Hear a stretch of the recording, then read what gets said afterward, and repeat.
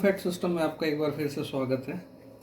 तो मैं आपको आज ये बताने जा रहा हूँ कि जो एसएमडी से हम लोग इस पे हीट करते हैं एसएमडी मशीन से, और बीजीए से हीट करने में क्या डिफरेंस है दोनों में। तो एक्चुअली क्या होता है कि बीजीए मशीन तो सभी को पता है कि ये कॉस्टली होता है ये मशीन, तो सभी के पास नहीं होता है। तो लोग इसको रिफ्लो करने के लिए किसी भी बीजी चिप को रिफ्लो करने के लिए एसएमडी का यूज़ कर लेते हैं। तो हमें एसएमडी नहीं यूज़ करना चाहिए। उसका कारण ये है कि यहाँ पे बीजीए मशीन का जो सेटिंग है, यहाँ पर देखिए, यहाँ पे ये जो सेटिंग दिखाई दे रहा हुआ है, तो इसमें अब देखिए यहाँ पे टेम्परेचर वगैरह का पूरा सेटिंग है। यहाँ पर जैसे यहाँ पे अपर टेम्परेचर है, यहाँ बॉटम टेम्परेचर है, ये लोअर टेम्परेचर है, इंफ्रारेड है, और इसका टाइमिंग है 30 सेकेंड। तो इसमें क्या होता है कि आपका जो हीट है वो इंस्टेंटली नहीं बढ़ेगा, और चिप जो होता है वो हेल्दी रहेगा, ये ख़राब नहीं होगा, इसके शॉर्ट होने के चांसेस कम हो जाएंगे। और अगर हम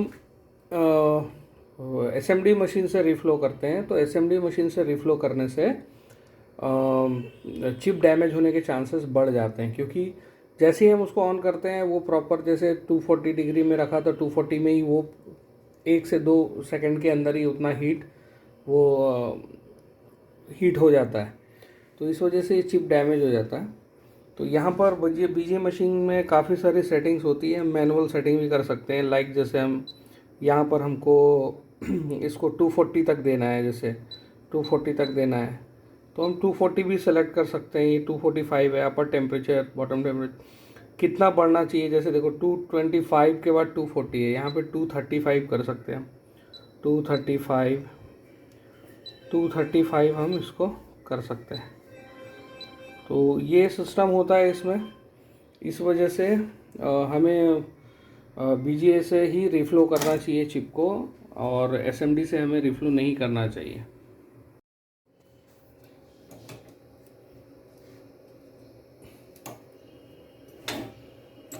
ये सेटिंग मैं इसमें कर रहा हूँ, तो सेटिंग करने में थोड़ा डिफिकल्ट होगा क्योंकि इसका साटा पोर्ट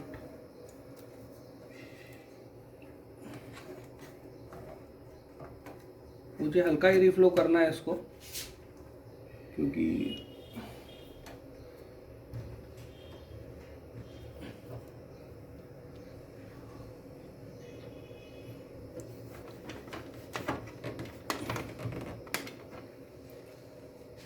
तो ये सेटिंग मेरा हो गया है। मैं यहाँ पे मैनुअली इसको 235 नीचे का जो टेम्परेचर है, बॉटम टेम्परेचर, वो भी मैं 240 इसको कर देता हूँ। 245 तक हम इसको देंगे।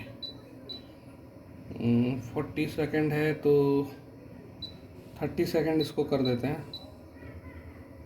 इसको भी 30 सेकेंड कर देते हैं, ज़्यादा हीट ना हो, क्योंकि रिफ्लो करना है। अगर आईसी में रिमूव करता तो ज़्यादा देता है इसमें हीट। ये मेरा सेटिंग हो गया है, 240 तक के हैं। इमरजेंसी स्विच भी है यहाँ पे, अगर कभी ऐसा लगे कि कोई चीज़ डैमेज हो रहा है या बर्नट आउट हो रहा है तो हमें उसके लिए ये स्विच काम में लगा सकते हैं इसको। और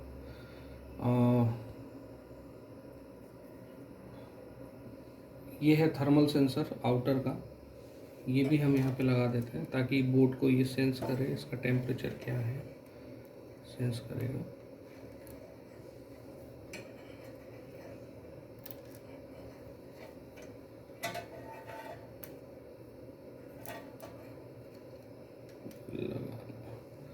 तो ये टेम्परेचर सेंसिंग हो गया, और अभी मैं मशीन स्टार्ट करने वाला हूँ।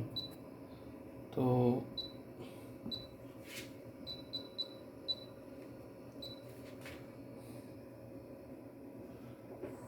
करंट प्रोग्राम मैंने जो सेट किया था 240 वही है, और ओवरऑल हम अब इसको स्टार्ट कर देते हैं। तो ये मशीन स्टार्ट हो चुकी है। यहाँ पे ये हीटिंग ब्लिंक करने लगा, यहाँ पे हीटिंग ब्लिंक कर रहा है। और यहाँ से ये टेम्परेचर अभी पड़ेगा। यहाँ पे ग्राफ दिखाई दे रहा होगा आपको, ये ग्राफ के ही थ्रू हमारा pre heat 1, pre heat 2, pre heat 3, pre heat 4 ये है। तो इसमें 6 प्री हीट तक का ऑप्शन है। तो हमारा जैसे यहाँ पर अभी 5th प्री हीट तक के ही जाएगा, 8th pre heat, sorry 8th है, 8 है इसमें। तो हमने अभी इसमें प्री हीट जो है वो 5 प्री हीट है, मतलब 5 स्टेज में टेम्परेचर बढ़ेगा इसमें। यहाँ से यहाँ तक जाएगा, फिर यहाँ जाएगा, फिर यहाँ जाएगा, फिर यहाँ पर, उसके बाद ये डाउन हो जाएगा। 240 तक का लिमिटेशन दिया है हमने। यहाँ पे जो ग्राफ आप देख रहे हैं, ये ग्राफ है अपर टेम्परेचर और बॉटम टेम्परेचर लोअर का, और इंफ्रारेड का, और आउटसाइड जो थर्मल मैंने लगाया ऊपर, थर्मोकपल जो ऊपर लगाया इस थर्मोकपल का है। और अभी ये चिप हीट होना ऑलमोस्ट स्टार्ट हो गया है। हमें यहाँ पे देखना पड़ेगा कि अगर बॉल मेल्ट हो जाएगा तो हम उस टाइम पे उसको ऑफ कर सकते हैं।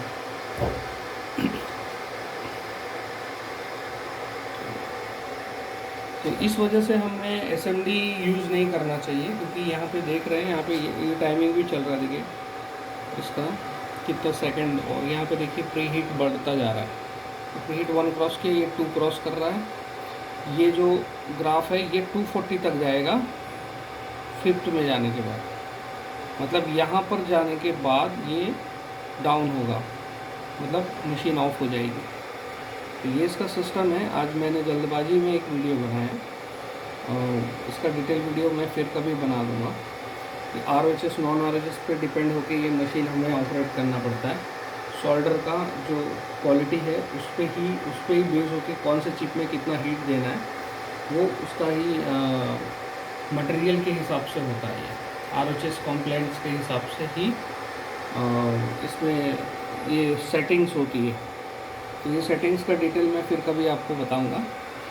अभी चिप ऑलमोस्ट मेरा बेक होना शुरू हो गया है, थोड़ी सी बबलिंग आ रही है उसमें, पेस्ट बबलिंग आ रही, पेस्ट का बबलिंग आ रहा है उसमें। और यहाँ पर देखिए, यहाँ 230 तक के यहाँ पे आप हो चुका है टेम्परेचर। 240 में मशीन ऑटोमेटिकली बंद होगा, अपर साइड 240 जाने पे।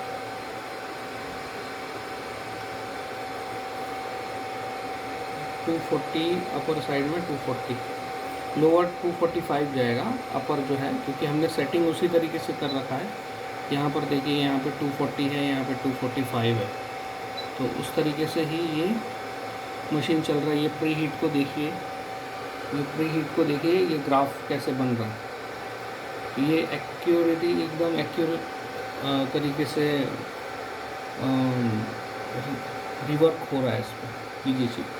अभी 245 में जाके ये ऑफ होगा, अपर टेम्परेचर 240 में, सॉरी। अब बंद होना चाहिए मशीन कुछ देर में।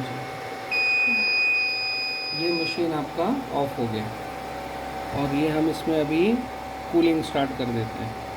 कूलिंग स्टार्ट करने से यहाँ एक फ़ैन लगा हुआ है इस जगह पे, ये आपका यहाँ नीचे से दिखाई देगा आपको। तो ये हवा इस तरफ राइट हैंड साइड की तरफ हवा पूरा रिफ्लो करेगा, ताकि बोर्ड हमारा जल्दी ठंडा हो जाए। तो ये हमारा हो गया इसमें रिवर्क। अभी इसको ठंडा होने देंगे, फिर हम इसमें बोर्ड को चेक करके एक बार डिस्प्ले इसमें चेक करेंगे।